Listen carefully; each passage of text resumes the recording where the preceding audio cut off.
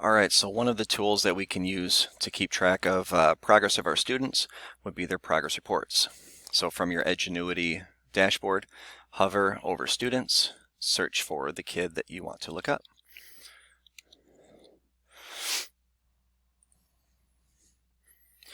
Once you found the kid, you can hover over their name and it'll bring up your progress report.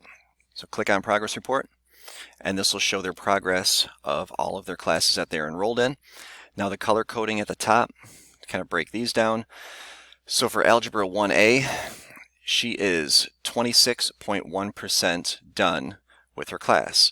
The bar right underneath her is the one that shows where she should be at this time in the class. So she is actually ahead of schedule. This line is green because it says up here she is ahead. Also down here you'll see the overall grade, also color coded. So she's at 89.4%. So in a little bit she'll be up in the green. That'll turn green for her 90% range. This also shows you the daily goal, so how much time they should be spending per day. For this one here it's 29 minutes. And also the actual grade. She has an 89.4%.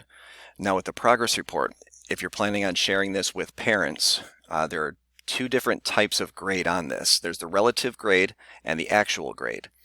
Now the actual grade shows right now their percentage based on what they've completed so far.